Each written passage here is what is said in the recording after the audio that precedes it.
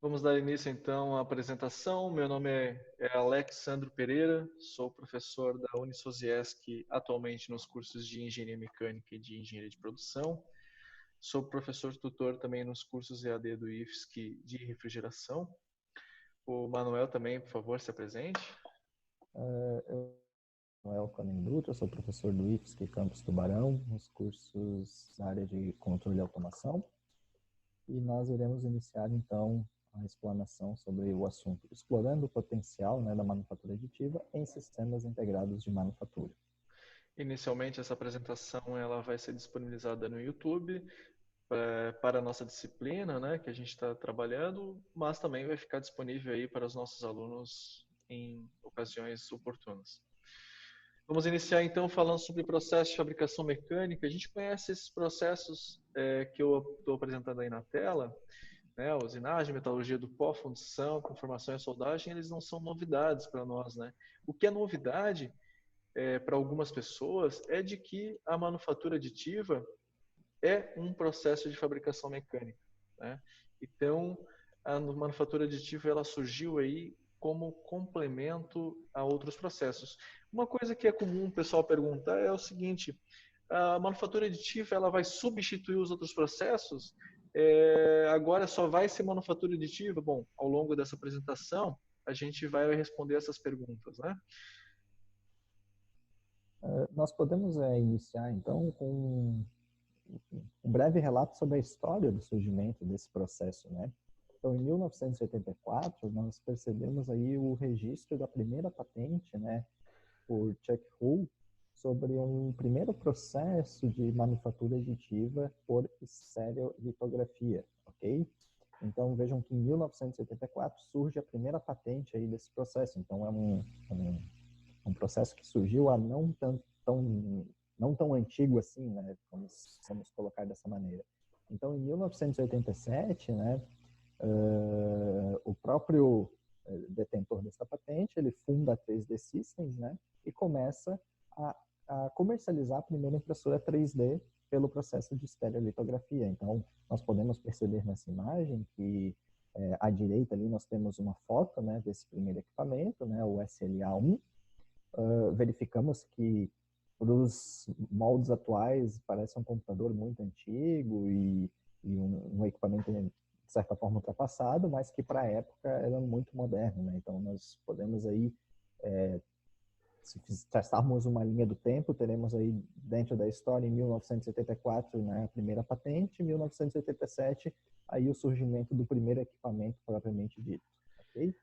A partir daí, então, surgiram muitos e muitos equipamentos, diversas empresas tentando se aventurar aí nesse mercado tão inovador que surgiu aí nos anos 80, né? Então a gente consegue ver aí algumas fotos de alguns equipamentos, né, de diferentes marcas e a gente consegue perceber também o surgimento de muitos produtos e processos que acompanham a manufatura aditiva, né? Alex, desculpa te interromper, tu comentou aí o surgimento de muitos produtos e processos relacionados à manufatura aditiva, mas e como que eu posso classificar esses processos? É importante a gente parar e perguntar um pouco sobre isso, né? Porque a gente acaba vendo muito equipamento na internet, dos mais variados e dos mais variados métodos, processos e com produtos diferentes. Então é bom a gente parar um pouco e analisar como é que a gente classifica uma máquina, o que tipo de tecnologia que ela utiliza, né? Então, em 2015 surgiu uma ISO classificando os processos de manufatura aditiva, né? Aí a gente começa ali por fotopolimerização em cubo, o primeiro processo que surgiu, como comentou, né, em 1984, a primeira patente. Processo de extrusão de material, jateamento de material, jateamento aglutinante, fusão de leite de pó, adição de lâminas e deposição com energia direcionada. Dentre esses processos, claro, o que se destacou nas redes sociais foi a extrusão de material, é aquele que aparece mais no Instagram, nos stories e tudo mais, que mais se difundiu aí na internet nesses últimos anos, né? E aí, Então, para entender um pouco melhor aí como a gente como a gente vai entender, como a gente entende esses 7 processos, né? O Manuel aí vai começar a falar um pouco sobre cada processo. Exatamente. Como eu ia comentando ali anteriormente, então a gente vai falar um pouco sobre esses processos que o Alex bem citou, e a gente vai iniciar com a fotopolimerização em Cuba, né? Então a gente vê aqui um equipamento, uma animação de um equipamento que utiliza o processo de fotopolimerização em Cuba. Então a gente percebe que existe um reservatório com um material de uma resina fotossensível, um cabeçote, né, que incide um feixe de laser, né? Então aqui ele mostra o funcionamento dos espelhos galvanométricos, né, que gera uma precisão e uma movimentação bem importante, bem relevante. E a gente percebe que existe esse eixo com essa espécie de pá que vai passando essa resina fotossensível camada a camada. Então, passa camada de resina, incide feixe de laser. Passa camada de resina, incide feixe de laser. Como essa resina é fotossensível, a cada momento que o feixe de laser incide nessa resina, ele sai da sua fase líquida e entra na sua fase sólida. E aí nós vamos formando o nosso objeto final, ok? Então, é interessante a gente perceber que quando a gente fala em fotopolimerização em Cuba, né, o próprio nome já dá uma ideia, né? Foto de luz, polimerização é a questão de tu polimerizar, né? Então, sair de um estado físico para o outro, né? A Cuba, porque ela vai, digamos assim, vai ser o reservatório que eu vou ter essa resina e o feixe de laser. E aí a gente percebe que é necessário ter um suporte, né? Então, quando eu tenho essa peça nesse momento de fabricação, ela vai estar sobre um suporte para que ele estruture o meu material, para que não tenha aí nenhum tipo de deformação ou para que a minha peça fique no melhor estado final possível. Então aqui a gente vai perceber um estado, né, um vídeo aqui, uma imagem de um processo real, né? Então vejam que nós temos ali a nossa cuba com a resina fotossensível, temos o nosso sistema ali no eixo, né, da pá que vai passando as camadas da resina, temos então a incidência do feixe de laser e a fabricação do nosso equipamento, que no caso é a base ali de um carro, que depois na frente a gente vai observar. Vejam que na sequência do vídeo, o operador ele vai começar os processos de pós-processamento do material. Ou seja, lembrem que eu comentei sobre a questão de termos suportes? Então, aqui é necessário. Então, eu tenho lá a minha área de trabalho, que eu tenho o meu sistema com a minha cuba com a resina fotossensível, minha incidência do feixe de laser. Vejam que eu tenho o meu suporte. Então, ele coloca ali os suportes, por exemplo, nas áreas em que eu tenho elemento vazado, né? Então, para que não tenha nenhum tipo de deformação, uma estrutura melhor, né? Porque a gente sabe que esses processos existem diferenças térmicas ali durante o acontecimento, então esses suportes auxiliam nesse sentido. Então é necessário, por exemplo, que sejam feitos alguns pós-processamentos. Então vejam que pós-finalização da fotopolimerização, ele faz a retirada dos suportes e aí depois ele faz um jateamento para limpeza e para algum acabamento de algum desbaste que ficou ali, alguma rebarba, algo do tipo, né? Então ele necessita fazer de maneira rápida, claro, né, algum pós-processamento. Vejam que no final ele coloca esse equipamento numa câmera de luz UV, que nada mais é para finalizar, digamos assim, a secagem dessa resina, né, e deixar o nosso produto final. Então vejam que ele passa pela câmera UV, né? Então ele rotaciona ali para que seja toda a parte do equipamento seja, digamos assim, tenha efeito sobre a luz UV, e aí nós chegamos no nosso equipamento final. Vejam que todo esse carro foi feito pelo processo de manufatura aditiva de fotopolimerização em Cuba. Peraí, Manuel, mas como assim todo o carro? Esse aro aí, por exemplo, com essas hastes bem fininhas, isso aí também foi fabricado por fotopolimerização? Muito bem colocado, Alex. Sim, a ideia era justamente deixar essa curiosidade aí, né? Todo o carro foi fabricado por fotopolimerização em Cuba, inclusive o aro. Então, uma característica que nós iremos encontrar nesse e nos demais processos é a possibilidade de fabricação de peças com geometrias complexas, né, pelo processo de manufatura aditiva como um todo. Então, vejam que o aro, nessa imagem que foi apresentada agora, ele foi fabricado também nesse mesmo processo. Claro, posterior a isso foi feito um pós-processamento com uma ferramenta de corte muito próxima do bisturi, Mas vejam que mesmo aqueles filetes com espessuras muito pequenas, eles são possíveis de ser fabricados pela fotopolimerização em Cuba. E, inclusive, está a imagem ali que fica bem claro essa formatação. Então, respondendo a tua pergunta, sim, inclusive o aro foi fabricado por esse processo. Aqui nós temos, então, um equipamento, né, da Formlabs, como exemplo, né, nós vemos aqui um equipamento que, na faixa dos seus 40.598,64, está na faixa de 40 mil reais, é um equipamento bem caro, que utiliza essa técnica de fotopolimerização em Cuba. E agora eu vou te fazer uma pergunta, Alex, que talvez saberia explicar o porquê desse equipamento tão caro da Formlabs? Realmente, se a gente parar para pensar, né, um equipamento aí com área de impressão de 10 por 10 centímetros, né, muito diferente daquele equipamento que tu acabou de mostrar para nós, onde tinha uma área de impressão muito maior, né? Aqui nós temos um equipamento muito utilizado aí, ou a proposta dele seria para utilização em escritórios de engenharia, né? Um equipamento para a gente ter do lado do nosso computador. Como realmente uma impressora convencional que nós temos hoje já, né? Jato de tinta.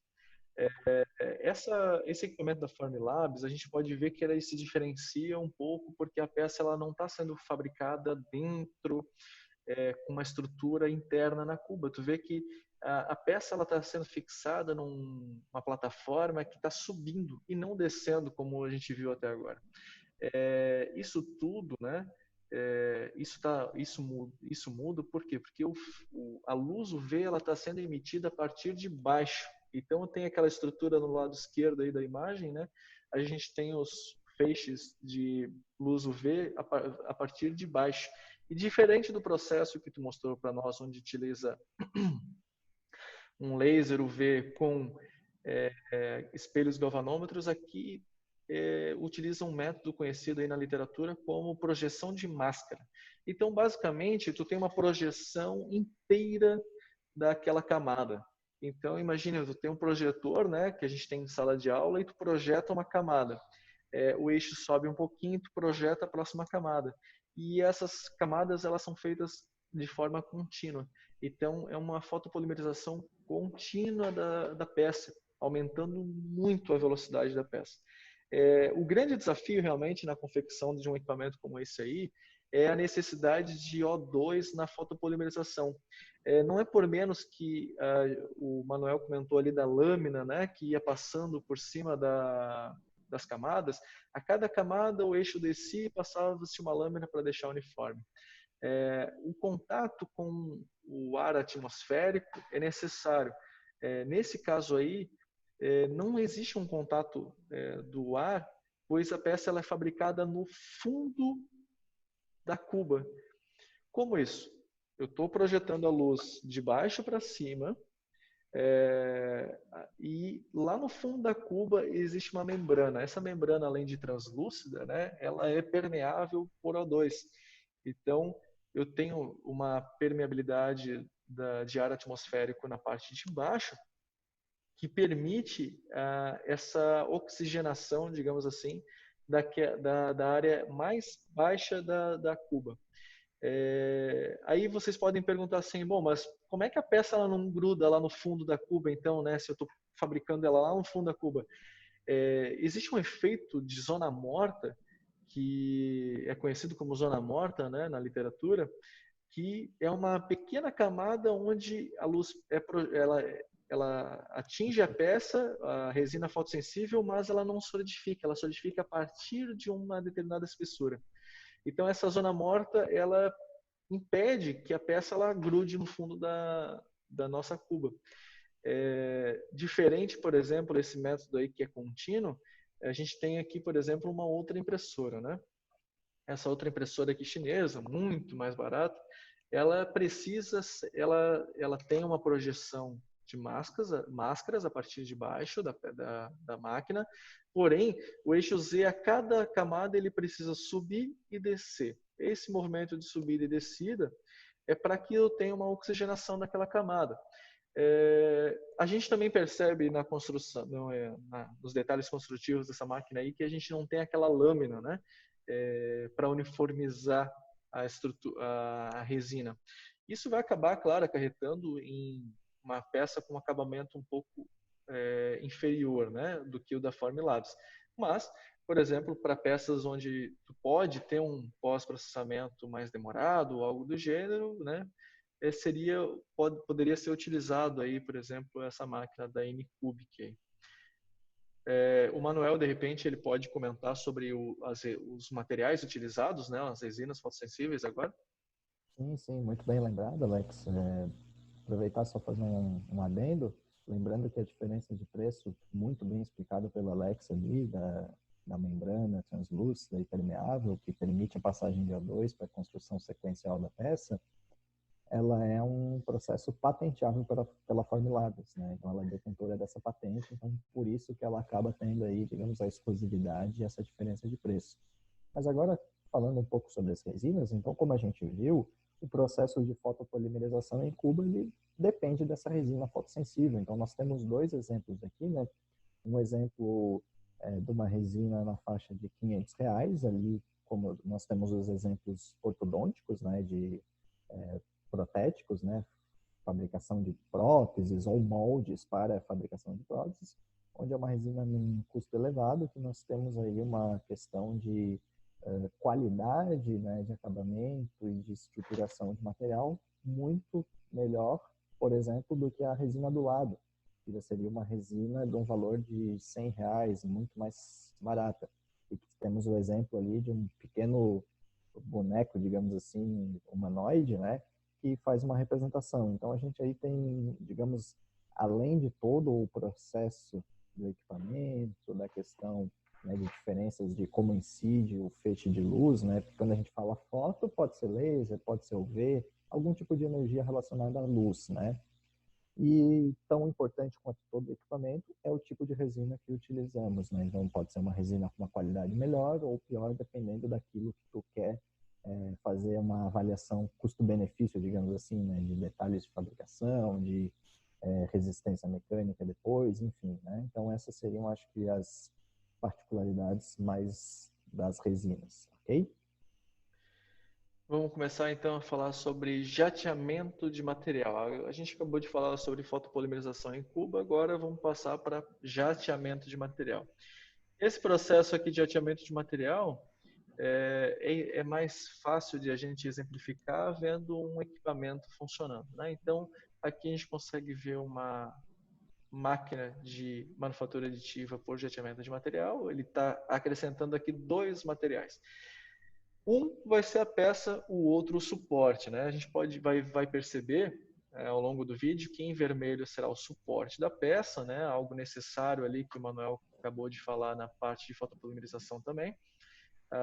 E em azul a gente está vendo a fabricação da peça. É interessante nesse processo que a cada camada eu também tenho a exposição do material a uma luz UV. Então eu deposito partículas numa camada, exponho elas à luz UV e depois fabrico a próxima camada. Vocês podem ver que a peça ela é totalmente encoberta pelo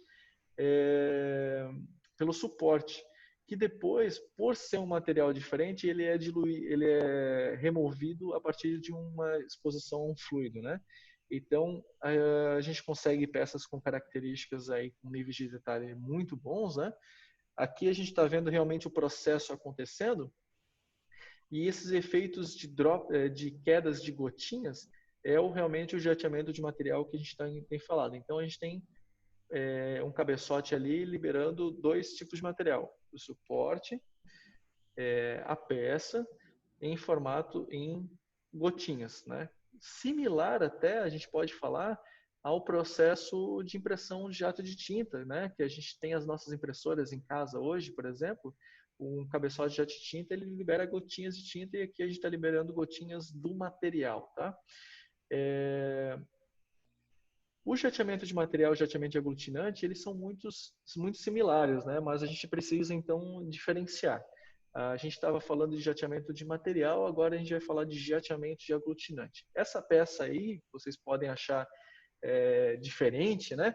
É uma manopla de um carro toda customizada, a gente pode ver ali um efeito ali da textura que foi feita a peça, e ela é fabricada em metal, tá? Mesmo sendo jateamento aglutinante, ela é fabricada em metal. Esse processo de jateamento aglutinante, ele tem características de fabricar peças com detalhes em dimensões muito pequenas. Então aqui a gente consegue ver uma moeda em dólar, uma moeda americana, né? E para mostrar para nós aqui outras peças e o tamanho relativamente ao tamanho daquela moeda. Então no lado esquerdo, ali em cima, a gente vê uma engrenagem com uma estrutura extremamente complexa, que, claro, provavelmente é só para efeitos comerciais, né? Mas olha só a quantidade de detalhes que tem aquela peça fabricada por esse processo. Aqui nós temos a mesma peça, né, praticamente, muito parecidas, né, as turbinas de motor, fabricadas uma por manufatura aditiva e um por processo convencional um processo subtrativo, né, um processo de usinagem. Para a gente entender a dificuldade de fabricação de uma peça dessa pelo processo convencional, a gente vai ver o equipamento que fabricou essa peça da esquerda. Esse equipamento aí, eu realmente estou ainda para contar quantos eixos tem esse equipamento. Ao longo do vídeo vocês vão ver que realmente ele tem muitos eixos de funcionamento. A peça que a gente mostrou agora está sendo usinada por esses dois eixos, né? Parece uma mistura, então, de um torno CNC com uma fresa CNC. A gente pode ver que não é um processo simples, é um processo bastante demorado também, né? E em que tu tem muito desperdício de material. E além de tudo, né, Alex, a gente pode perceber como os processos tradicionais de fabricação, né, usinagem, enfim, eles têm a incidência direta da ferramenta, né? Então, além de tudo, além de toda essa questão que tu comentou agora, a gente vai ter um desgaste da ferramenta. Então, a cada tanto tempo é preciso trocar essa ferramenta, por exemplo, essa ferramenta de sangue, fazer sangrar a peça, de cortar a peça ali, né? Ela geralmente tem aquela ponta ali de metal duro, né? De um material compósito, mas enfim, ao longo do tempo ele vai se desgastando e aí é preciso fazer essa troca. Então seria mais um custo e com um trabalho de manufatura aditiva não se teria, né? Exatamente. Vamos ver então como é que seria a fabricação por jateamento de aglutinante. A HP ela domina, né, essa tecnologia justamente por ela já ter uma base muito grande na fabricação desses bicos de impressão. Então, esses bicos de impressão que vocês estão vendo são similares às impressoras jato de tinta. Porém, agora não estão liberando tinta, agora eles estão liberando aglutinantes, né? Então, essa tecnologia, a HP ela já dominava. Então, ela fez um aperfeiçoamento dos equipamentos dela, claro, agora a gente está envolvendo muito mais coisas. Então, a gente tem uma camada de pó metálico depositada, né? Esse pó metálico, ele de boa qualidade, ele tem essa característica esférica, né? Depois de um processo de atomização em pó. Aqui a gente pode ver, de repente, eu vou voltar até um pouquinho o vídeo de novo aqui, ó. Eu faço a deposição do aglutinante em gotinhas na região que eu quero solidificar. Acrescento mais uma camada de leite de pó e faço mais uma vez. Entre essas camadas, eu preciso, de novo, da utilização de uma luz UV para solidificar esse aglutinante, né? Então, de novo, né? Eu preciso da luz ultravioleta ali, mais uma vez, para fazer a solidificação do aglutinante entre as camadas. Algo comum até agora, né? A HP ela otimizou esse processo de forma incrível, né? Vocês podem ver que o cabeçote ele não vai e vem, ele simplesmente vai, né? Então ele vai para um lado, quando ele volta ele já vem imprimindo novamente, né? Ele vem soltando o aglutinante mais uma vez. Esse processo intermediário ali, ele já passa a luz UV e já espalha mais pó metálico. E realmente a HP diz que reduzem muito o tempo de serviço disso aí, né? o tempo de fabricação de uma peça como essa. Aqui, por exemplo, a gente vai comentar mais posteriormente, em mais detalhes, mas aqui é uma ideia da HP para uma possível fábrica, né? Então, lá no fundo, a gente tem duas máquinas por fusão e leite de pó, e aqui na frente nós estamos vendo, então, máquinas de jateamento de aglutinante. E é um conceito aí de uma fábrica, então, por manufatura aditiva. Aqui, novamente, mostrando, então, dando ênfase àquela peça, porque a HP ela, está mirando, né, na indústria automobilística, né? Então, por ser uma indústria realmente de volume colossal, a HP ela quer tornar o equipamento dela um equipamento necessário nas linhas de produção de carro, para, claro, fabricação de peças customizadas, né? E Agora aí nós... vamos falar um pouco de fusão de leite de pó, né? Eu vou deixar o Manuel falar agora. Ah, então tá bom. Na verdade, então, dentro da sequência ali, lá no início, quando a gente colocou os tipos de processos, né, como se classificavam os processos de manufatura aditiva, como a gente foi falando, né, fotopolimerização, o que o Alex comentou agora, jateamento de aglutinante, então a gente chega no, desculpem, fusão de leite de pó. Então a gente tem dois exemplos aqui, né, basicamente nós temos do lado esquerdo, na figura desse crânio aqui, então, um molde ortopédico, né, muito personalizado, né? Então, imaginem que para cada indivíduo vai ter uma estrutura craniana diferente e a gente precisa, de repente, de uma prótese, de uma geometria diferente. Então, a fusão de leite de pó permite esse tipo de obtenção de produto, por exemplo. E já no lado direito nós temos a imagem ali de uma dobradiça, né, com uma geometria bem complexa e bem diferente. Mas espera aí, Manuel, uma dobradiça, mas do lado esquerdo ali a prótese é ok, mas para que eu preciso de uma dobradiça tão complexa como essa daí? Pois é, né? A gente olha assim e fica se pensando, pô, por que eu vou ter uma dobradiça desse jeito? Não faz muito sentido. Eu vou lá, compro uma em qualquer local que vai ter a mesma aplicação.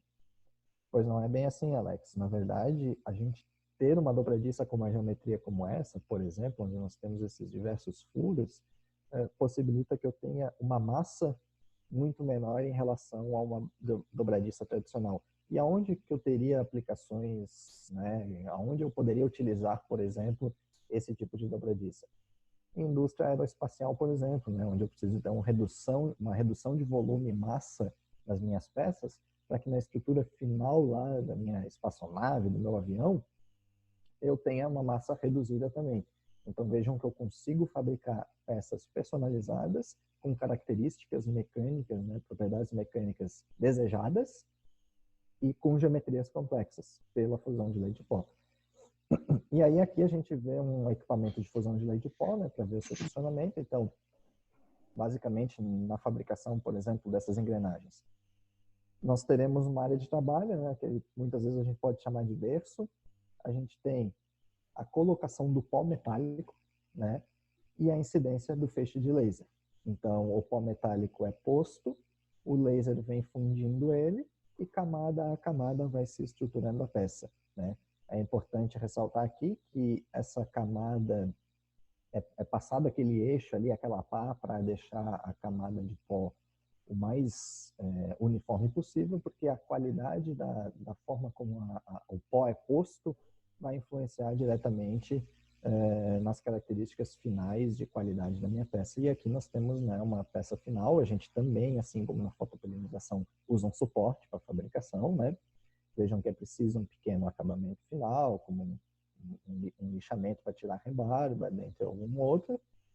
E nós vamos verificar também que ela também mantém as características de geometria complexa, e aqui é feito um outro processo, que é a abertura de rosca, pelo processo tradicional com macho, né? Então, bem tradicional, então desandador de macho, foto macho, e ele mostra ali no vídeo para verificar que mesmo depois de feita a peça, ela tem uma certa resistência mecânica que concede a ela o suporte para receber um outro processo de fabricação, por exemplo, até de usinagem com a abertura de uma rosca. Ok? Então, de certa forma, a fusão de leite de pó fica caracterizada pelo pó metálico, incidência de um feixe de laser, fusão desse material, solidificação, camada a camada. Okay? Manuel, até aproveitando que está se falando sobre fusão de leite em pó, qual é a diferença? Porque alguns papers eles falam em sinterização, né? E outros falam em fusão. Tu poderia explicar essa diferença? Ah, certo.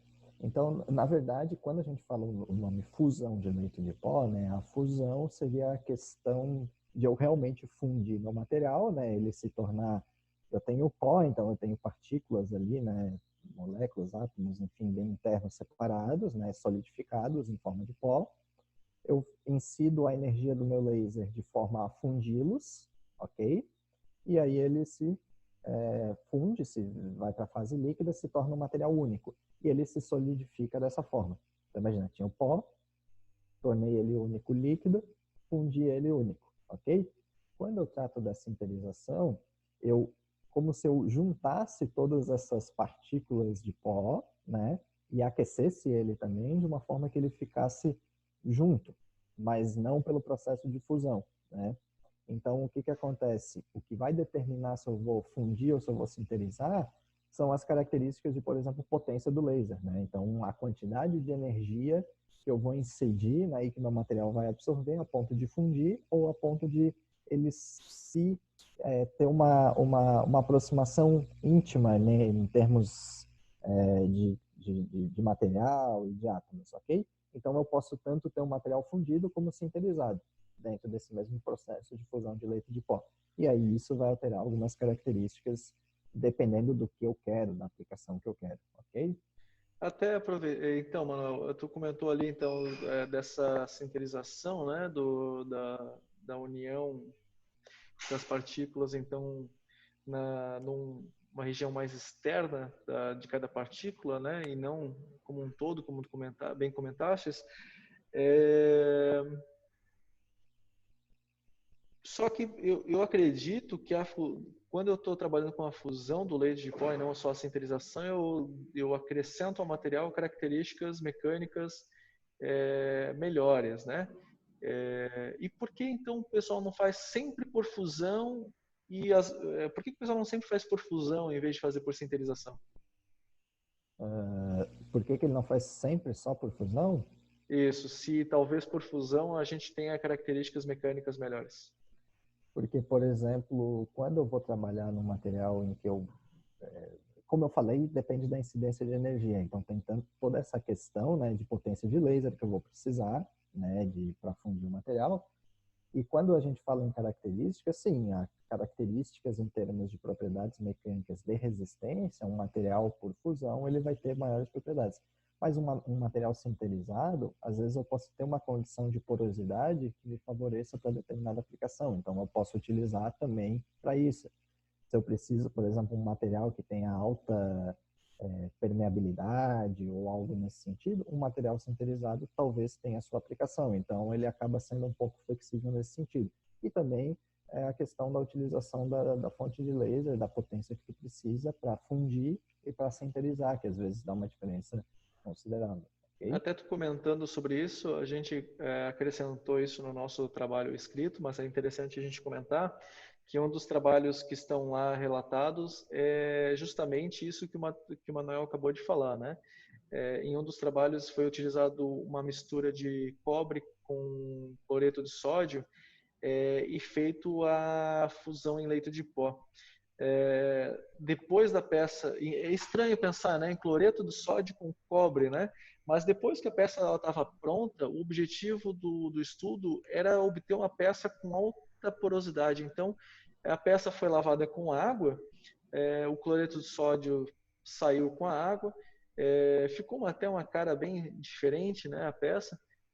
Mas depois que ela foi lavada, ela ficou com aquela cara de cobre, com aparência de cobre normal. Só que onde tinha o cloreto de sódio na peça, ela ficou com canais bem irregulares, né? Onde poderia, por exemplo, passar um fluido para um sistema de refrigeração, né? Então, é uma estratégia para tentar chegar a um dissipador com bastante área de contato. No estudo foi utilizado 50% de cloreto de sódio e 50% de cobre, e a peça ela atingiu 57% de porosidade. Então, realmente, é mais uma aplicação aí dessa tecnologia, né? E uma outra coisa também bastante interessante é a dificuldade do fusão em leite de pó, porque se eu estou trabalhando com um processo de fusão, essa energia ela precisa ser dissipada. E acontece muito da dissipação se dar nas camadas inferiores. Então, tu tem um problema aí no acabamento bastante grande, né? Quando tu está trabalhando com peças com dimensões muito pequenas, né?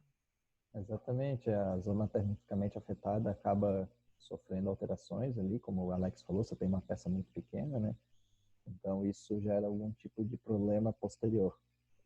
Aqui nós temos então um exemplo de uma empresa nacional que fica localizada na cidade de São José, né, aqui na Grande Florianópolis, Alkmaty, que já está fabricando equipamentos que utilizam tecnologia manufatura aditiva por fusão de leite em pó.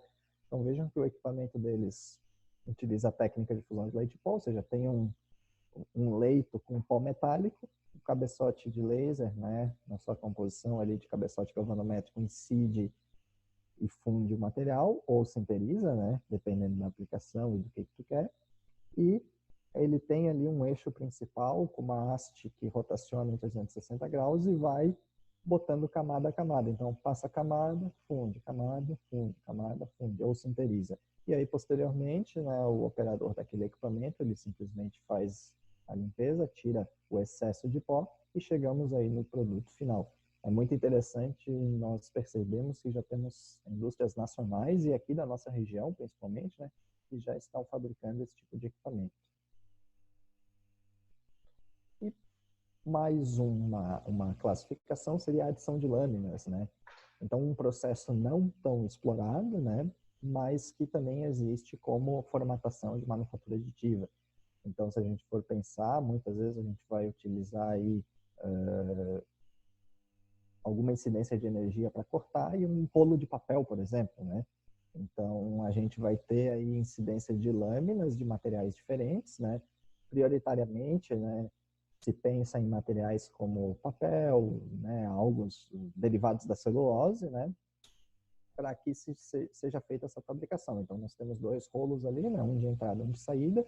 Essa imagem agora fica bem nítida, né? Então, a gente poderia, por exemplo, ter rolos de papel passando, camada a camada, o laser, por exemplo, cortando e fazendo camada sobre camada.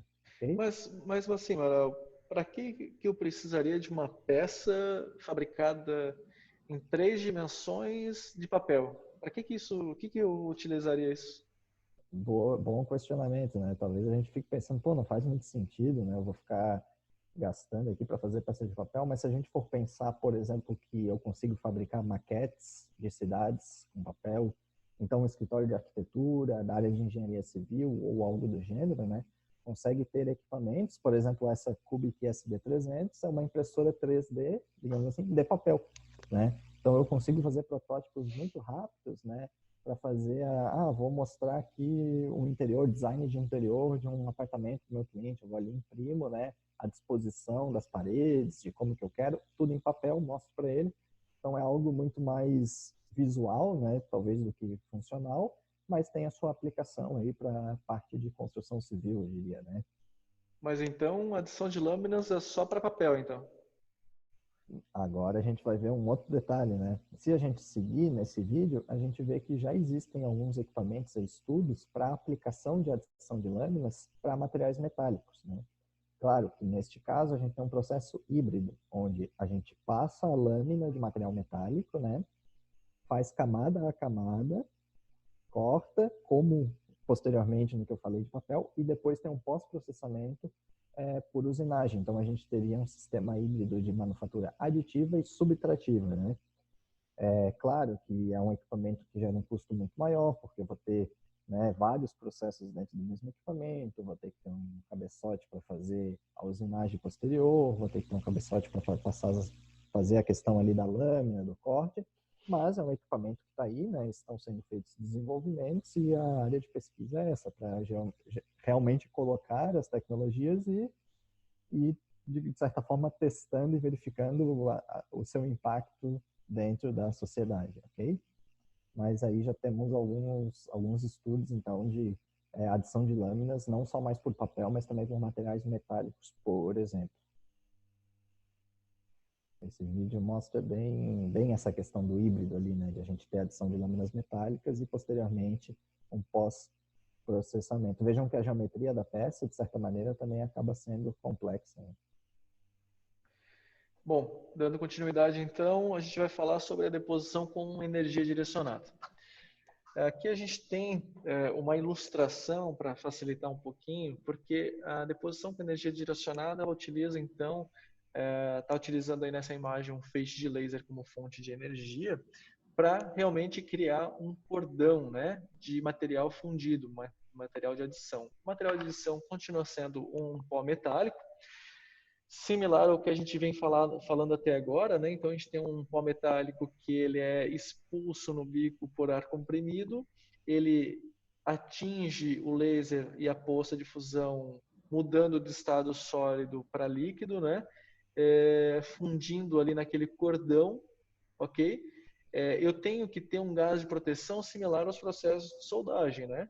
Então a gente vai perceber que a deposição com energia direcionada, ela utiliza na verdade ferramentas já comuns na área da soldagem, agora para fazer não somente a união ou o revestimento, a gente está utilizando aqui também para a fabricação de peças, né? No lado direito, a gente pode perceber ali como ficaria uma peça fabricada camada por camada e a gente percebe, de certa forma, que ele não que ele é um pouco similar àquele processo de extrusão de material que logo a mais a gente vai ver, né? Então eu tenho orientações diferentes para que eu tenha um melhor preenchimento da peça ali, né? Aqui a gente consegue ver uma animaçãozinha para entender como é que isso funcionaria, né? Do lado esquerdo, nós temos então um robô, que na ponta dele a gente tem aquele bico com um laser, o bico também vai expulsar o pó metálico e o gás de processo, né? Agora a gente não vai nem falar em gás de proteção, vamos falar em gás de processo. E ele está fabricando então um cordão ali, em que um cordão sobre o outro a gente consegue então obter uma peça. Falando em cordão sobre o outro, né, a gente tem aí a construção de duas paredes. Então isso aí já seria um pequeno passo aí no caminho da manufatura aditiva, né? É interessante ver nesse vídeo que a gente consegue ver o pó metálico que não se adere à peça na parte de baixo ali no substrato. Olha ali, a gente consegue ver o restante do pó metálico que não se aderiu à poça, né, naquele momento. A utilização do laser é muito interessante, pois o feixe de laser ele foca, ele tem um ponto de concentração de energia bem pequeno e aí então ele tem essa facilidade de resfriar a poça de fusão. Então eu tenho uma poça de fusão bastante pequena, permitindo aí a construção de uma parede bem fina, como está aparecendo aí no vídeo, né? Até desculpa interromper, Alex, eu estava pensando aqui, se a gente fizer um comparativo direto ali no fusão de leito de pó, eu tenho a camada do pó e a incidência do feixe de laser. Nesse caso, eu já consigo perceber que o pó e o laser saem juntos do bico, né? Seria isso mesmo? E uma outra questão que eu fico pensando, a gente está falando muito no laser, na utilização dessa tecnologia como fonte de energia. Mas no caso da deposição com energia direcionada, talvez o arco elétrico ou algum outro tipo de energia poderia ser utilizado para fazer um processo de manufatura aditiva? Não sei, o que tu acha? É possível também. A gente pode ver, por exemplo, nessas fotos, que do lado direito, na foto a mais à direita da apresentação, a gente consegue ver uma impressora, então uma máquina de coordenadas, né, com 3 coordenadas, 3 eixos, e na ponta a gente está vendo uma tocha plasma, né, com adição de arame. Então, aqui, por exemplo, é um projeto de pesquisa que está tentando chegar na confecção de uma parede similar ao que a gente viu ali no laser agora, só que utilizando uma fonte plasma. Do lado esquerdo, eu tenho até uma foto minha ali de máscara, né, aparecendo na foto ali, do lado de uma espécie de taça com paredes inclinadas. Essa taça aí, ela foi fabricada com uma fonte de soldagem MIG, mais especificamente o MIG CMT da empresa Fronius, é um processo dos mais limpos, digamos assim, onde o nível de respingo é considerado virtualmente zero. Então, esse projeto aí, todos esses projetos eles estão sendo feitos dentro do campus da UFSC, né, Universidade Federal, aqui em Santa Catarina. Então, utilizando outras fontes de energia a não ser o laser, né? Bom, qual é a vantagem então? Qual é a diferença, né? Por que um momento eu utilizo laser, outro momento eu utilizo uma fonte de soldagem? A vantagem da fonte de soldagem é que eu posso, por exemplo, fabricar uma peça num ambiente aberto. Claro, devido às proteções, né, às pessoas próximas, eu não preciso de um ambiente enclausurado como a gente viu até agora. O laser ele tem outros impactos, né, em questão da visão, as pessoas, ele tem que ficar isolado, a partir de uma certa potência ele tem que ficar enclausurado, tem que ter uma proteção toda a mais. A fonte de soldagem, ela já permite, por exemplo, a fabricação em ambientes externos e internos, né? Ao contrário do laser, que seria somente em ambientes enclausurados. Aqui a gente segue para um outro processo, que seria a extrusão de material. Talvez, né, não vou falar com certeza, mas imagino que seja o processo aí mais bem conhecido pela maioria das pessoas, né? Então é um processo que ficou muito difundido, como o Alex falou lá no início, nas redes sociais, nos jornais, né, na mídia como um todo, né? Então a extrusão de material nada mais é do que na imagem da esquerda a gente consegue ver um cabeçote, né? Eu vou ter filamentos de materiais poliméricos que vão ser inseridos por guias, né? E vão chegar ali no meu bico que vai ser aquecido. Então, vou ter um bico aquecido, o meu material vem por um filamento polimérico, ele se funde e vai sendo depositado e eu vou ter o controle desse cabeçote, né? Por geralmente um comando numérico computadorizado, CNC, que vai dar os posicionamentos ali, né? Os pontos X, Y e Z, dependendo do que eu vou fabricar. E na imagem da direita, ali no vídeo da direita, na animação, a gente consegue perceber como que é construído. Claro que a gente está com uma animação de forma acelerada, mas de maneira bem geral, a formação da peça é essa. Filamento polimérico passa pelo bico, que está aquecido, se funde, é depositado camada a camada e, de acordo com a posição do cabeçote, né, nos três eixos, comandado por um comando numérico, ele vai formar a peça, certo? Então, como eu falei anteriormente, acho que é o processo mais famoso das tais impressoras 3D, né? E aí a gente vê a questão da impressão 3D, da prototipagem rápida, com o contexto que nós vivemos aí de pandemia, né, de coronavírus. Então, por exemplo, as face shields, né, que tem aquele suporte vermelho que está posto na imagem da esquerda, nós vemos que aquele suporte é fabricado, por exemplo, com o processo de extrusão de material. E depois é só colocado aquela lâmina de acetato ou de qualquer outro material polimérico para fazer aquela barreira mecânica contra a questão de contaminação. Então, nessa pandemia, se difundiu ainda mais a questão de utilização das impressoras 3D, por extrusão de material, para as face shields, por exemplo.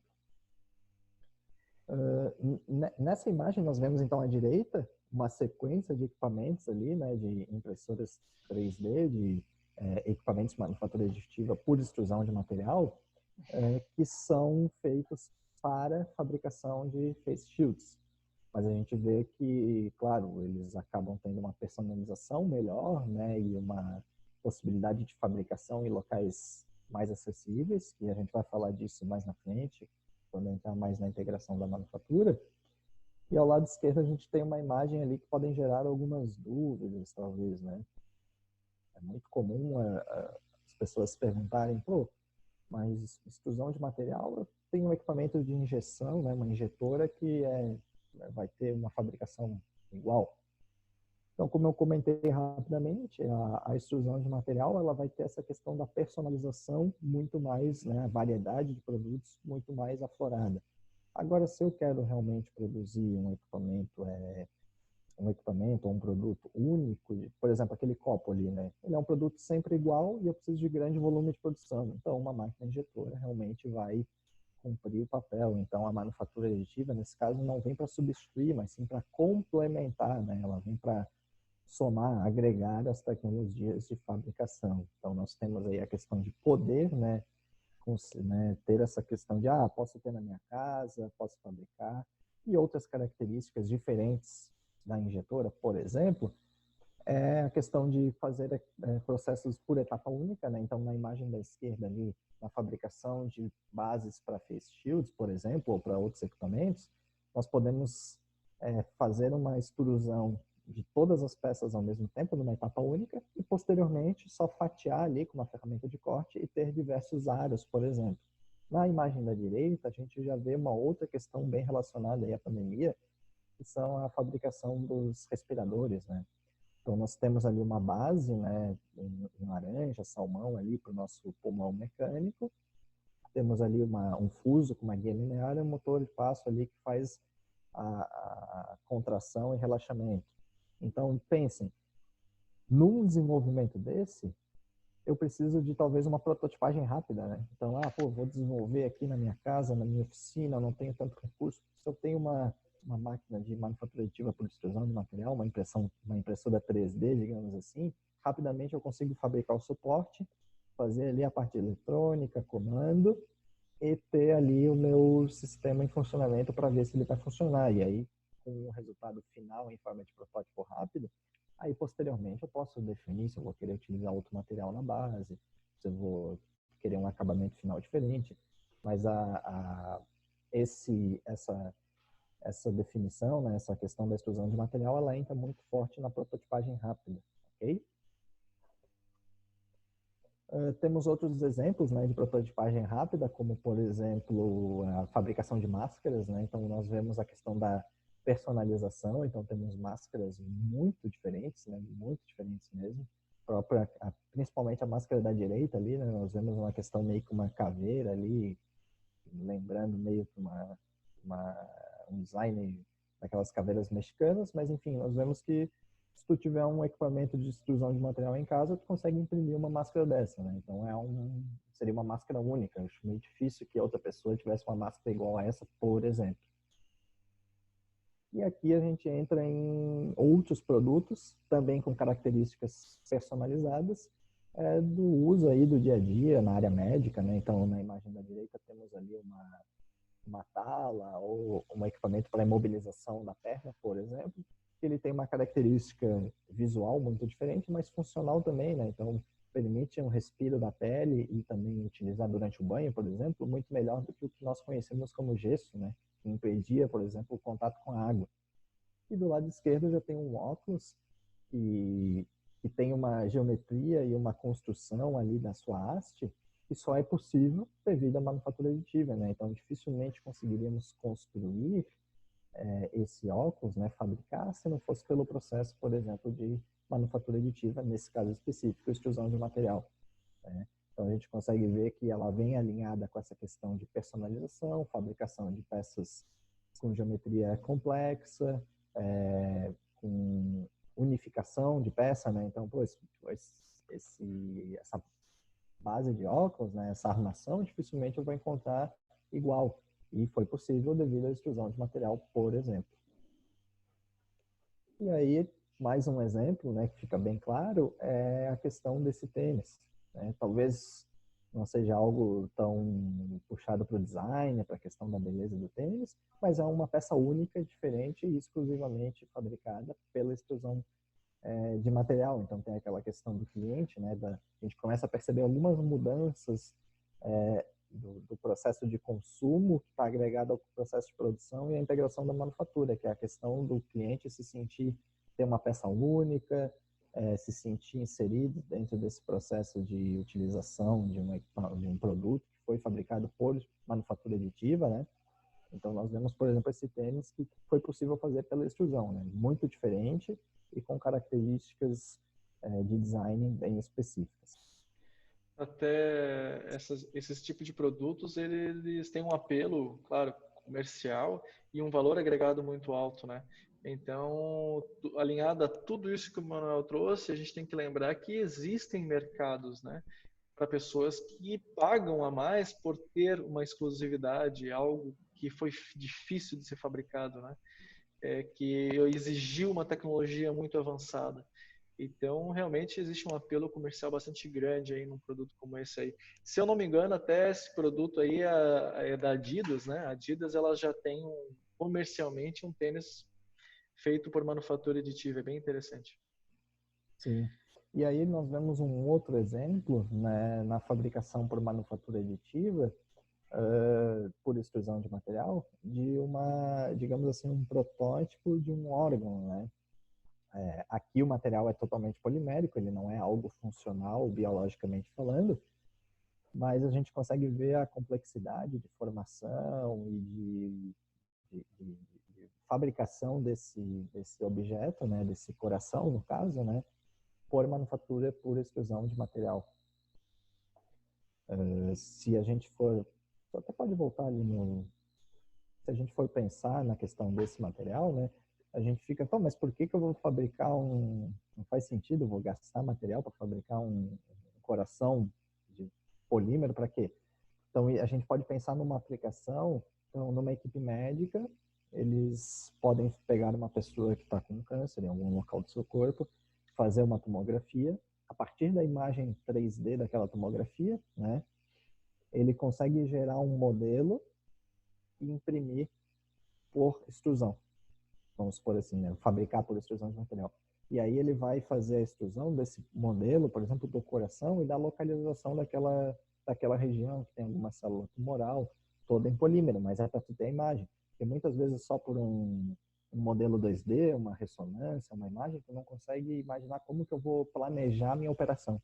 Então, seria uma aplicação, tu fazer a impressão, né, tu fazer a fabricação em modelo 3D, para tu planejar como que lá na hora da minha operação, ou do meu procedimento médico, eu vou atuar da melhor maneira, para então diminuir tempos de cirurgia, ser menos invasivo, dentre outras aplicações. Então vejam que a manufatura aditiva já está mudando até alguns processos médicos de fabricação, entre aspas, né? Aqui a gente entra na capacidade de utilizar a extrusão de material para materiais biológicos, né? Claro, e já vou adiantar aqui, ainda não é possível, digamos assim, de certa forma, imprimir um órgão, né? Isso, em formas práticas, eu não consigo estudar um material biológico na sua forma final. Então, vou ter uma extrusão de um coração e ele vai ser funcional. Ainda não, mas já existem diversas pesquisas. Nesse caso em questão, eles fazem a extrusão de um material, que é aquele material branco, que ele é um material altamente poroso e com alta permeabilidade, e posterior a isso, eles pipetam um líquido ali que tem algumas células, alguns componentes biológicos vivos, para ver como que ele vai se comportar naquela estrutura. Então, é um primeiro início aí de como que eu vou fazer para tentar imprimir, digamos assim, né, um material biológico, né? Então a gente tem mais uma mudança bem grande sendo feita aí através de manufatura aditiva. Aqui nós temos então a imagem, né, e agora o vídeo desses estudos, né? Então aqui sim, né, nós já temos a extrusão do material biológico. Então lá na primeira imagem eu estudava um material polimérico com alta permeabilidade e pipetava material biológico. Agora eu já estou imprimindo material biológico, então vejam que a estrutura é muito parecida com a que nós vimos até agora, só que ele tem, né, dimensões muito menores do bico, de posicionamento. Vejam que à direita ali é aquele contração e relaxamento, então seria só um teste. Então vamos supor que eles estão imprimindo células da região pulmonar. Aí, claro, é acompanhado dia a dia. E aí depois eles colocam, então essa imagem da direita, contração e relaxamento, eles colocam essa célula, que seria, por exemplo, da região pulmonar, numa solução que reage com essas células pulmonares como se fosse simulando algum movimento de respiração ou de algum problema com respiratório de asma, para ver como que, posterior à impressão, esse material vai se comportar. Então, por exemplo, poderia ser a impressão talvez de um tubo aqui, traqueia, esôfago, né, algo que a gente usa para respirar, e posterior a isso a gente tem que ver como que ele iria se comportar num funcionamento normal, né? Então, na verdade, nada mais é do que um teste de dinâmica do sistema, né? Então, seria alguns estudos que estão sendo feitos, né, para, digamos, fazer a manufatura aditiva de materiais biológicos. E aí já existe, né, um equipamento propriamente dito para fazer fusão de material biológico, né? Volto a repetir, não é possível ainda fazer um material biológico no seu formato final, então não é possível ainda estudar, imprimir um coração, por exemplo. Mas essa empresa, né, ela fez esse equipamento no intuito de colocar em escolas, né, e fazer com que alunos, né, quando estão nas suas aulas de biologia, de laboratório nessa área de ciências biológicas, possam experimentar. Então vejam que o cabeçote dele é uma seringa, né, e aí consegue imprimir pequenos materiais biológicos ali, não funcionais por enquanto, para fazer seus experimentos em sala de aula e laboratório. Bom, agora, depois de toda essa explicação, né, eu acredito que todos que estejam assistindo ou que irão assistir esse vídeo, vocês já estão entendendo tudo, né, sobre manufatura aditiva. Agora, mais incisamente falando sobre a integração da manufatura aditiva aplicada a sistemas de integração da manufatura, a gente vai falar então aqui dessa concepção aqui, desse artigo que a gente tirou feito aqui em 2017. Ele tentou organizar como funcionaria a produção de peças por manufatura aditiva. Então ele criou aqui, ele apresentou aqui a entrada, né, do sistema, que seriam as demandas, os pedidos, né? Como a gente já viu, a manufatura aditiva ela é normalmente aplicada aí para peças complexas e ou personalizadas. Então a gente tem aqui a entrada de uma demanda, vai iniciar com um projeto da peça, né? Vai precisar fazer o design, o projeto daquela peça em sistema CAD. Um pré-processamento seria o quê? Seria a gente fazer o fatiamento e definir como é que vai ser executada a impressão. Tudo isso é feito num software de pré-processamento, né? Então, quais serão as espessuras de camada, como será o método de deposição daquele material, e chegando numa terceira etapa realmente da manufatura, né, onde seria fabricada a peça no equipamento, né? E o pós-processamento, o Manuel falou lá na parte de fotopolarização lá no início, né, que o cara teve todo aquele pós-processamento, onde ele fez a limpeza, ele removeu o suporte, depois botou na câmera de luz UV, e aí nós teremos a saída do produto. Claro, a gente tem que entender que no meio a isso também a gente tem a entrada de recursos, né, que seriam normalmente aí os materiais, seria a resina fotossensível, seria o material polimérico, seria o pó metálico, seria um arame metálico, enfim, a gente tem então ali no processo de fusão de material que a gente acabou de falar, a gente teria ali o ABS e o PLA, né? Então a gente tem, para cada tipo de processo que a gente acabou de classificar, a gente tem diferentes recursos de entrada. E as perturbações do sistema, claro, inerentes de qualquer processo de fabricação, né?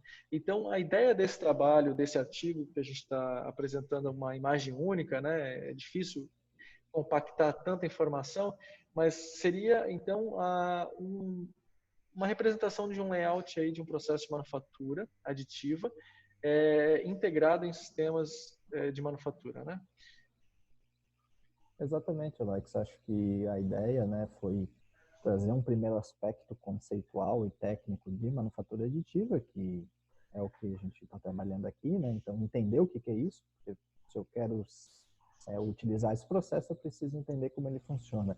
E agora trazer um conteúdo mais da aplicação dele em sistemas de integração da manufatura. Então, como que se encaixaria, como é que eu linko a manufatura aditiva com os atuais sistemas de produção, com uma linha de produção? Então, como tu bem falou naquele primeiro artigo, ele traz um possível layout, né, para mim inserir dentro da minha fábrica, do meu sistema de produção, uma célula ou uma linha ali, né, de manufatura aditiva. Okay? E aí aqui a gente traz alguns exemplos, né, de como a manufatura vem sendo aplicada, a manufatura aditiva no caso, em diferentes indústrias, né, em diferentes ramos de produção, e quais as diferenças, o que ela vem trazendo. Então, a gente vê, por exemplo, nesse artigo de Grunewald de 2016, né, que aborda aí as novas oportunidades, né, e os novos desafios da impressão 3D na indústria de óleo e gás. Então, tipicamente, essas indústrias, elas são indústrias que têm um difícil acesso para a fabricação. O que seria isso? Vamos imaginar uma plataforma de petróleo, né? Uma plataforma de petróleo, muitas vezes, né, para a produção ali, para a extração do petróleo, ela fica a quilômetros da costa, no meio do mar. E também a sua característica específica de produção ali, com perigo de explosões e tal, às vezes demanda que não se tenha, por exemplo, um centro de usinagem.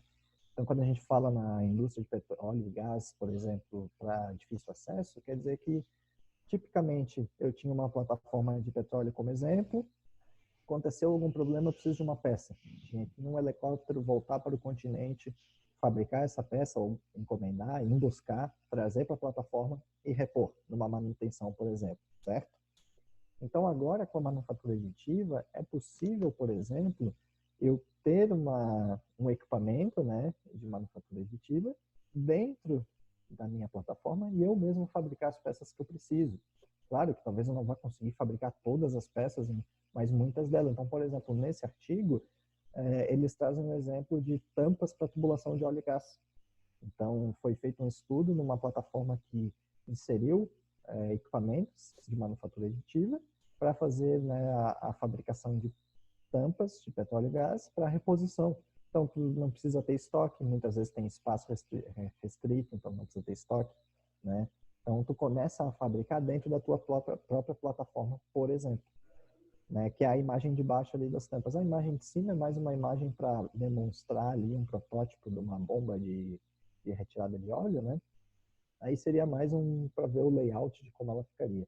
Mas o ponto principal aqui seria a fabricação de peças em locais de difícil acesso, né? Trazendo aí essa modificação do que ora precisaria de um deslocamento, de uma perda de tempo muito maior, e agora otimizando esse processo. Todos sabem que uma plataforma de petróleo, minutos parados são milhões de desperdício, né? Eu imagino também outra aplicação, né?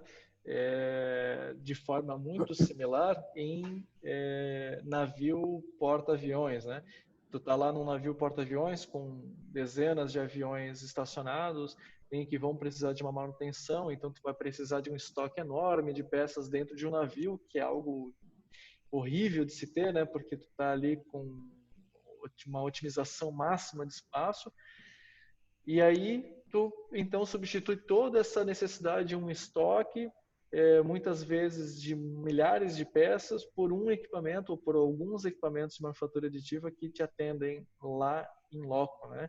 Então, realmente, é muito similar e a gente pode estender isso para diversas aplicações, né? Em petróleo e gás no meio de deserto, até aeroespacial, né? Exatamente, fazendo o gancho com o que tu falou ali dos porta-aviões, nós entramos também na indústria aeroespacial. Então, trouxemos aí um outro artigo de 2019, né, que faz aí uma revisão sobre os impactos da manufatura aditiva na indústria aeroespacial. Então, a gente verifica aí o artigo, ele traz essas questões de como a manufatura aditiva tem impactado nos processos de produção dessas indústrias, aeroespacial, por exemplo. Então, aqui nas imagens ao lado, né, nós temos ali um suporte, né, para flaps de aviões, para guias de desvio de vento. De um lado, fabricação convencional, tradicional, e de um lado, manufatura aditiva. E a gente percebe que tem uma geometria ali que precisaria, por exemplo, de mais de um processo tradicional de fabricação. Então, primeiro eu faço um torneamento, depois eu faço um fresamento, depois eu faço troca de ferramenta e assim vai. E na peça da esquerda eu faço uma fabricação única, que é o exemplo que eu dou ali, né, que nós damos no trabalho, do bico de combustível. Então tem uma imagem que mostra as peculiaridades internas, né, e a gente percebe aquele bico de combustível ali, a imagem mais à direita com fundo preto, onde eu tenho diversas subpeças, ou seja, tipicamente eu fabricaria por processos tradicionais, e por várias peças, e depois teria que montar. Então, demandaria de mais tempo na montagem, mão de obra mais qualificada para fazer essa montagem, que às vezes não é simples.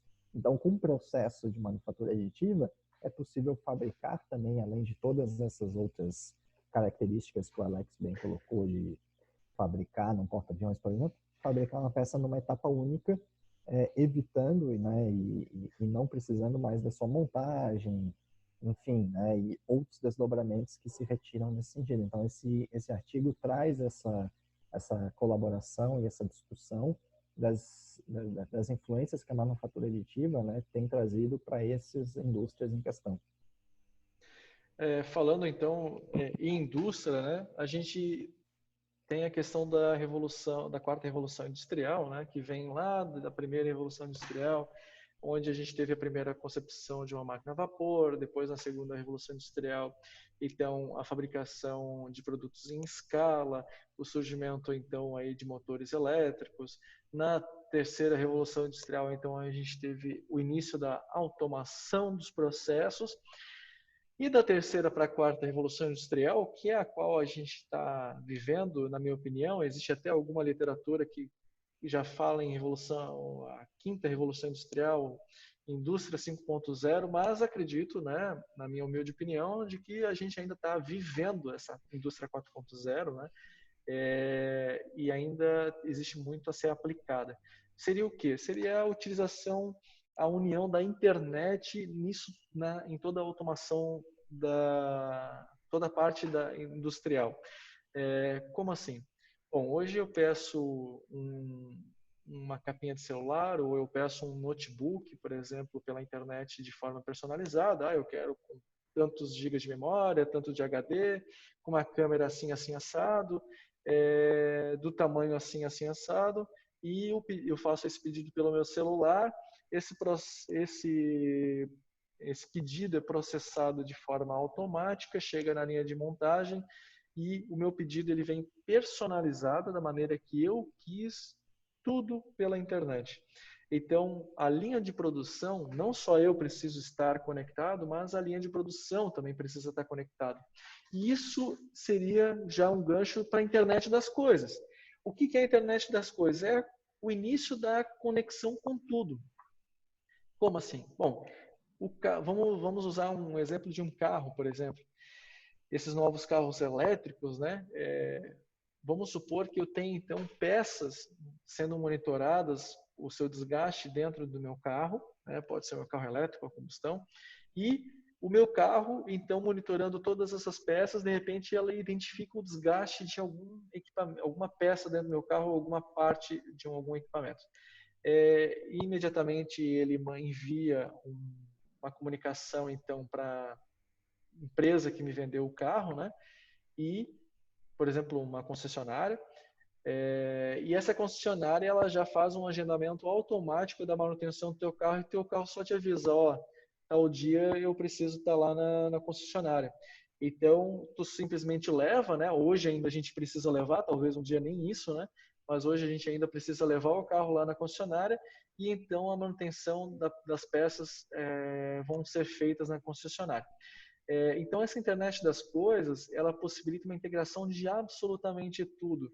Eu não preciso ficar olhando quando é que a bateria do meu carro, né, meu carro elétrico, ela vai acabar.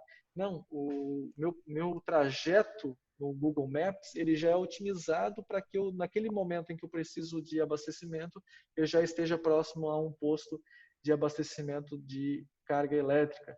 Ou vamos pensar atualmente, né, a combustão. E isso tudo, ele traz uma outra tecnologia que vem a agregar, que é a inteligência artificial. Por quê? Porque a gente tem uma Big Data hoje, um centro de informações gigante para ser processado, em que a gente não consegue processar.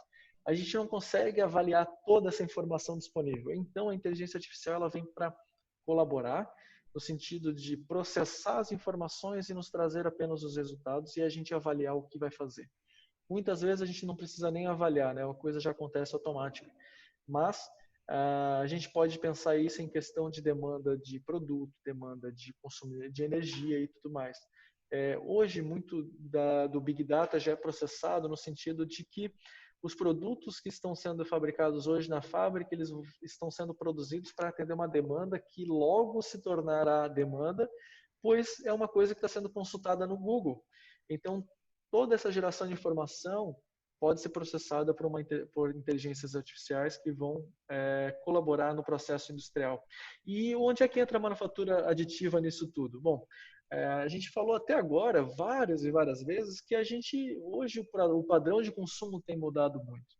Então, as pessoas elas não querem algo igual, elas querem ser únicas, elas querem algo diferente, elas querem serem atendidas de maneira exclusiva. Então, hoje eu posso fazer um pedido de uma peça, de um equipamento, de algo que não exista, e uma máquina de manufatura aditiva simplesmente produz e me fornece e chega na minha casa pela correspondência. O meu carro que eu comentei antes, né, ele vai chegar lá na concessionária, e em vez da concessionária ter um estoque de peça ou ter que gerenciar um monte de pedido da fábrica e não sei o que, ela pode ter um dia antes já pôr uma máquina de manufatura aditiva, ter fabricado a peça que ela vai ser feita a manutenção do meu carro, reduzindo a quantidade de estoque. Então, aquele layout que a gente apresentou ali no início, né, aquele layout bastante simples até, ele pode ser aplicado para muitas situações das quais que a gente está falando. Bem em cima disso que o Alex bem colocou, né? A gente consegue, então a gente veio passando ali sobre a questão da manufatura aditiva, o que é, como funciona cada classificação. Entramos aí nas aplicações, nas diferentes indústrias e setores de serviço que estão inserindo em seu espaço de fabricação manufatura aditiva. E baseados em pesquisas bibliográficas e revisão de literatura, a gente está trazendo alguns exemplos e unindo aí com a questão da indústria 4.0, que está muito pautada na manufatura aditiva, como o Alex bem colocou. Então, por exemplo, a HP, né, já sendo pioneira na área de impressão, digamos assim, né, e na área de informática e diversas outras áreas de tecnologia, ela propôs uma fábrica limpa de peças metálicas. Então, nós percebemos aí à esquerda, né, ali onde tem um operador em vermelho, mais à esquerda da foto, um equipamento de fusão de leite de pó, e os demais ali, né, todos equipamentos de manufatura aditiva. Então, o que acontece? Seria uma proposta de uma fábrica, um centro completo de usinagem, né, mais limpo, sem estoque. Como que ocorreria, por exemplo? Poderia estar no centro da cidade, como o Alex bem colocou ali anteriormente. O cliente entra no site, dá 3, 4 cliques, escolhe as suas peças e elas são impressas e fabricadas, né? Ou esse setor de fabricação poderia estar inserido numa concessionária, como o Alex falou, e ao mesmo tempo que eu estou no meu carro, o sensor verificou, determinada peça ali, o disco de freio está meio desgastado, tem que trocar. Ele já manda uma mensagem para a concessionária que chega nessa parte da concessionária, nesse centro de fabricação, já imprime um disco de freio novo do modelo específico daquele carro. Quando o cliente chega na concessionária, ele já está com tudo pronto, só troca e acaba não dependendo de ter que ter estoque para reposição de peça, fazer compra, enfim, né? Então, a gente começa a perceber as mudanças que essa integração de vários sistemas, que essa integração da indústria 4.0, onde a manufatura aditiva está fortemente inserida, traz para os diferentes processos produtivos e da integração da manufatura, né? Então, este é um dos exemplos, né, onde a HP, digamos assim, possibilita e concebe, né, e planeja de uma fábrica mais moderna e limpa, onde eu fabricaria tudo por manufatura aditiva, diversas peças e produtos numa única área, com redução de custos de estoque, de energia, um ambiente menos insalubre, mais limpo, né? Então, a qualidade de vida dos trabalhadores também é sempre bem vista nessa questão, e fora todo o resto de interconexão e digitalização da informação que acaba sendo propiciado por esse tipo de tecnologia.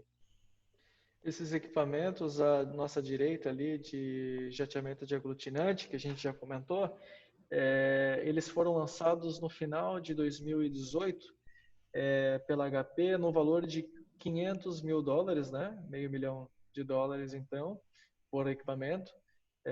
Tem algum dinheiro aí nesse pedaço de chão aí, né?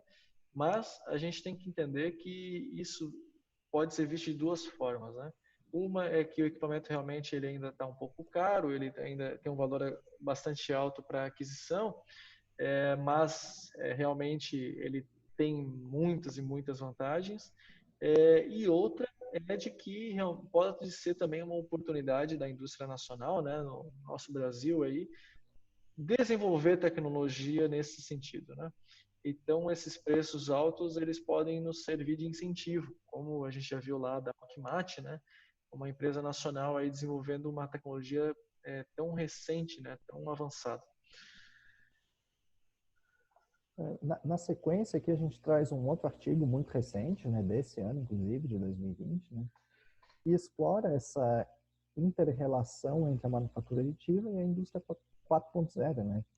Então, é muito disso que o Alex comentou anteriormente, do que a gente vem falando aí no decorrer desse trabalho. Então, a manufatura 4.0, manufatura aditiva, desculpem, ela vem sendo inserida dentro da indústria 4.0 na integração de todos esses sistemas. Então, a manufatura aditiva é um processo de fabricação altamente capaz de ser inserido com outras tecnologias. Então, eu consegui ter um equipamento de manufatura aditiva que conversa, né, que envia dados para a minha nuvem, né, que está conectado na internet, que tem uma inteligência artificial gerindo e que está recebendo informações de diversos sensores, né? Então, tudo conectado, interligado. Todas essas, digamos, essas fases do processo, desde o início até o produto acabado, né, desde a matéria-prima até o produto acabado, interconectados entre si, né? E aí, na sequência, a gente vai ver como isso vem se alterando os processos produtivos. Então, por exemplo,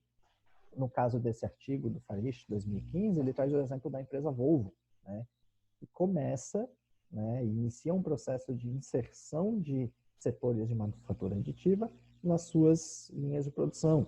Então, é muito daquilo que o Alex comentou, desde manutenção, né, então, nas áreas em que o carro verifica algum problema, manda um sinal e eu posso imprimir aquela peça, né, eu posso fabricá-la por manufatura aditiva, até mesmo na confecção de um novo carro, onde o cliente, ou seja ele interno ou externo, né, entra no site ou no sistema, vai dando os cliques, dizendo, eu quero meu carro com a porta de tal cor, o painel de outra cor. Claro, ninguém faria um carro todo colorido, mas enfim, né, permite que tu vá customizando o teu produto de acordo com a demanda específica personalizada, né? Então, esse artigo traz muito a vivência, né, e a colocação dessa grande empresa automobilística, que é a Volvo, na produção de seus automóveis por manufatura aditiva. Aqui a gente consegue ver, por exemplo, a integração de um processo de fabricação tradicional, um processo de fabricação subtrativo, né, que é o de usinagem, um centro de usinagem por comando numérico, utilizando aí uma fonte de soldagem da Fronius, como a gente já havia comentado, né, essa fonte de soldagem da Fronius aí, ela está sendo utilizada como fonte de energia para a nossa impressora, né, para o nosso equipamento de manufatura aditiva. Então, olha só a ideia desse projeto, né? Esse projeto 2010. É realmente eliminar etapas. Então, em vez de eu fazer a execução de uma impressão 3D né, em metal e depois remover daquela região, eu levar para um centro de usinagem para dar um acabamento, agora as coisas estão unidas. Né? Eu não tenho etapas entre os processos. E ainda mais, eu posso usinar uma peça e depois de usiná-la eu posso realmente depositar algumas camadas, fabricar uma peça em cima de uma peça já usinada e ainda dar acabamento. Então eu posso fazer um mix de processos com esse equipamento aí que é integrado com a manufatura aditiva e a subtrativa. Então, olha só até onde a gente consegue chegar, né? Ainda não se eu acredito que ainda não se há limites, né? Existe muita capacidade aí da manufatura aditiva ser integrada em sistemas integrados de manufatura, como é esse caso daí. Aqui é só mais um exemplo e realmente um exemplo sensacional aí que a gente está vendo. Exatamente. E nesse outro slide, nessa outra imagem, a gente vê mais um exemplo, né, também do Instituto Fraunhofer, né? Então, a gente vê um layout em célula, né? Tanto na imagem da esquerda real, da direita ali, uma simulação, né? Então, esse layout em célula, eu tenho diversos equipamentos de manufatura aditiva, né? E esses equipamentos, às vezes, o produto que está sendo fabricado, ele tem que transicionar, né? Ele tem que, digamos assim, passar por vários equipamentos, porque, eu fabriquei, iniciei a fabricação aqui, daí ele passa para um outro pós-processamento do outro lado da linha, da célula, e assim vai. Então, vejam como eles integraram a manufatura aditiva num layout celular, onde nós temos um robô que faz a movimentação das peças entre equipamentos, ou seja, eu faço a entrada do meu equipamento ali pela esteira, na imagem da esquerda dá para ver bem, o robô vai movimentando, né, essa peça, né, esse material inicial pelos equipamentos, né, de manufatura aditiva, enfim, e depois ele devolve ao final. Então foi feita uma integração, digamos que do início ao fim ali, para que eu tenha um layout de célula integrada à manufatura aditiva, onde eu boto a entrada do meu produto e recebo o produto final na sua saída. Ok? Bom, qual é a conclusão disso tudo, né? Disso tudo que a gente vem falando? Bom, a manufatura aditiva, que inicialmente para algumas pessoas ela pode parecer apenas utilizada para prototipagem rápida, depois de todo esse levantamento de todos esses artigos que a gente apresentou, ele se mostra como um novo processo de manufatura, onde existe muita pesquisa em cima da integração dela em sistemas integrados de manufatura, para que exista uma redução de tempos, exista uma otimização do processo. A gente falou ali da internet das coisas, a indústria 4.0, utilizando a manufatura aditiva como uma ferramenta excelente para atingir esses objetivos, né? E a gente traz esse gráfico, então, do IAL de 2016, um trabalho que foi apresentado também aí na parte escrita do nosso trabalho. O que ele nos mostra, esse gráfico aí? E é que ao eixo X a gente, então, tem uma variedade de produtos, o eixo Y a gente tem um volume de produção. Bom, quando nós temos, então, um volume de produção muito alto, nós realmente precisamos aí de uma produção em massa, como o Manuel bem colocou lá naquela confecção de copos, por exemplo, lá no início da apresentação, quando ele estava falando sobre extrusão de material, né?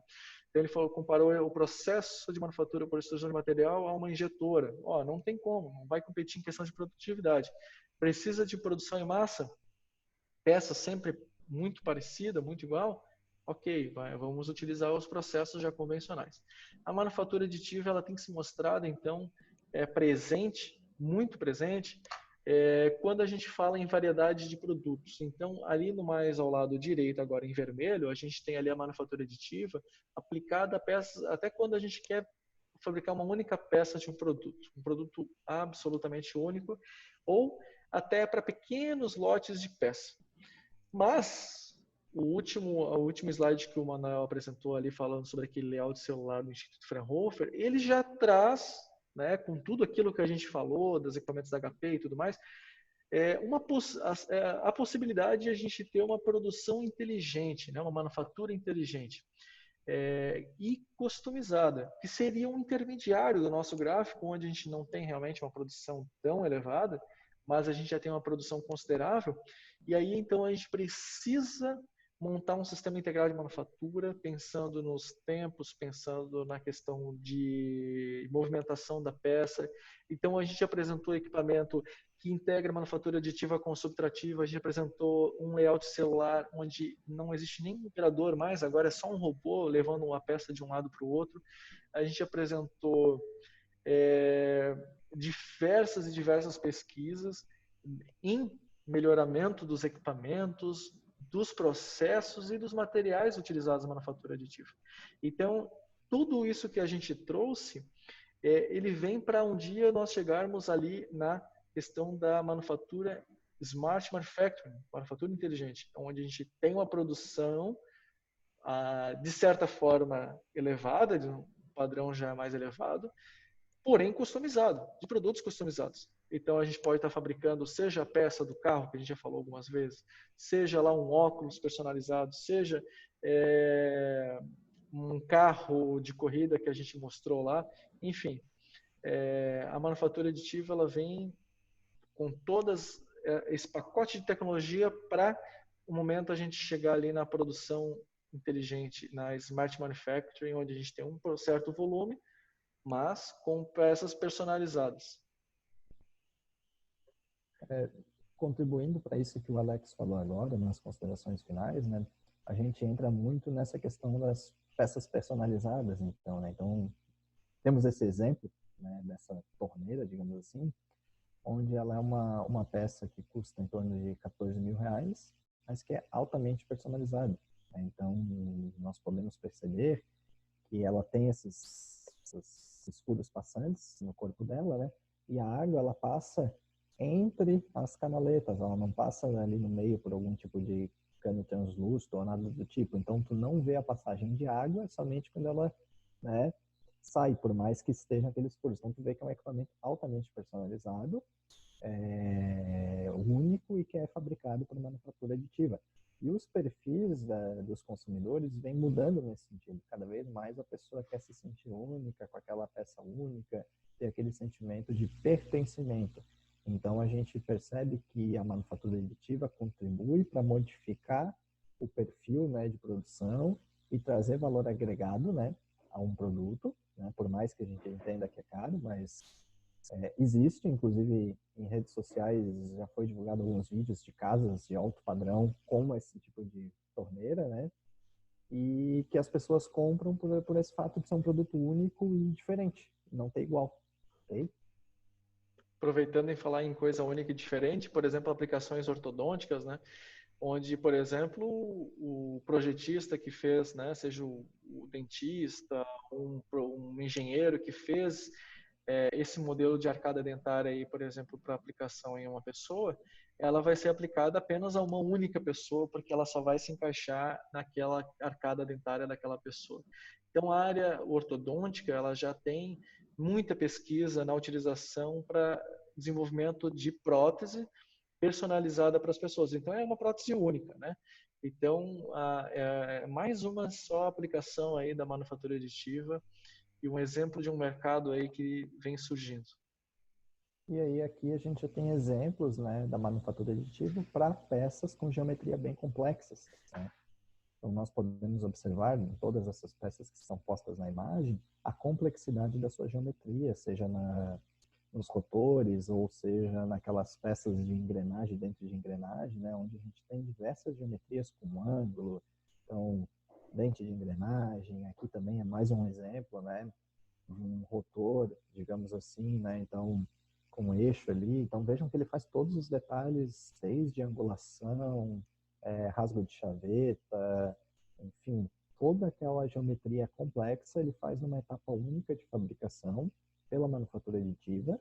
E, claro, às vezes depende de um pós-processamento, mais para tirar uma rebarba ou algum acabamento superficial, mas no todo ele fabrica o objeto com a geometria. Então, a gente consegue perceber, e isso acho que ficou bem colocado no decorrer da apresentação, que a manufatura aditiva ela vem com essa questão de trazer a possibilidade de peças de geometria complexa, ao mesmo tempo que traz peças personalizadas, e ao mesmo tempo a gente consegue integrar tudo isso com as novas tecnologias para sistemas integrados de manufatura inteligentes. Bom, infelizmente a gente não consegue ouvir as dúvidas neste momento, né? Mas a gente fica realmente aberto aos contatos aos nossos alunos que futuramente vão assistir essa aula também, ao professor que vai assistir essa aula também, e a gente fica aberto aí depois a futuras dúvidas, né? E até o momento a gente agradece bastante a atenção de todos. Eu sei que foi uma aula bastante extensa, mas é um conteúdo que não dá para comprimir demais, porque realmente ele exige uma bagagem muito grande, né? Eu concordo com o Alex, queria também agradecer. Realmente, às vezes fica um pouco extenso, mas é que tem bastante conteúdo para comentar, né?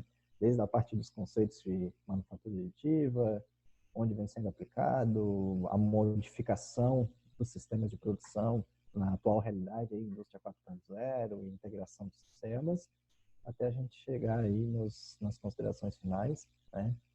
Mas também, como o Alex falou, a gente fica à disposição qualquer dúvida e agradecemos a todos. pela,